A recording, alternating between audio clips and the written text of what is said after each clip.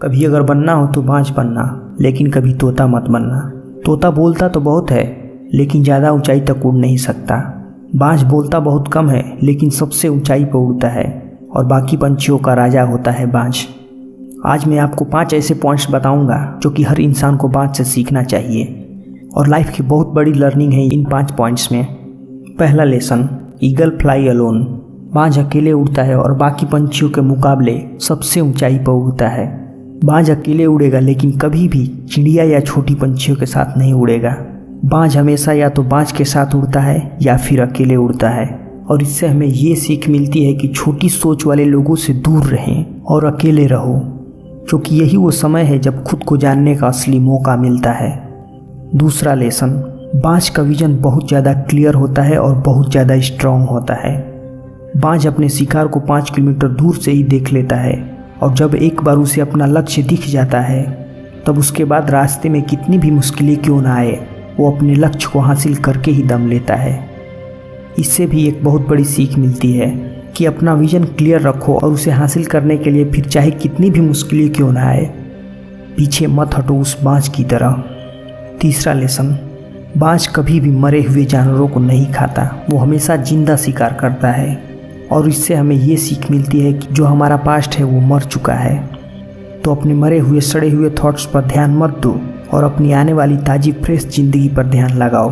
अपने पास्ट की जो पुरानी यादें जो तुम्हें तंग करती है, उन्हें वही रहने दो जहाँ पर उनकी जगह है और तुम्हारे पास्ट की जगह तुम्हारे पास्ट में है, उसे वर्तमान में जगह मत दो। क्योंकि एक बार अगर तुम्हारा पास्ट तुम्हारी प्रेजेंट में आ गया तो तुम्हारा पास्ट तुम्हें कभी प्रेजेंट में नहीं रहने देगा। पास्ट में तुम्हारे साथ कितना ही बुरा क्यों न हुआ हो, वो सब यादें, वो सब थॉट्स मर चुके हैं और उस बाज की तरह बनो जो कभी भी मरी हुई चीज़ों को नहीं खाता। चौथा लेसन, जब आंधी तूफान आता है तो बाज बहुत ज़्यादा एक्साइटेड हो जाता है। जब बारिश होती है तो सारे पंछी छुप कर बैठ जाते हैं, लेकिन बाज को बड़ा मज़ा आता है। जब तेज़ हवाएं चलती है तो बाज उन हवाओं के सहारे और तेज़ी से ऊपर की ओर उड़ता है और ऊपर उड़ते उड़ते इतना ऊपर उड़ जाता है कि बादलों से भी ऊपर पहुंच जाता है। और इससे भी बहुत बड़ी सीख मिलती है कि मुसीबत में मज़ा ढूंढो। और नेपोलियन हिल ने एक बार कहा था कि हर बड़ी चुनौती अपने साथ एक बहुत बड़ा अवसर लेकर आती है, तो उस बाज की तरह तुम भी अपने अवसर को पहचानो और जिस दिन तुमने अपने अवसर को पहचान लिया तो सारी मुश्किलें तुम्हारे नीचे होगी और तुम उन मुश्किलों के ऊपर होगे। पांचवा लेसन, बाज अपने घोंसले में से सॉफ्ट घास को हमेशा निकाल देता है ताकि बाज का जो बच्चा होता है वो उसमें कंफर्टेबल ना हो सके, क्योंकि अगर वो घोंसले में कंफर्टेबल हो गया तो वो वहीं रहना पसंद करेगा। लेकिन बाज कभी ऐसा होने नहीं देता। बाज एक पंछी है और उसे भी यह पता है कि there is no growth in comfort zone.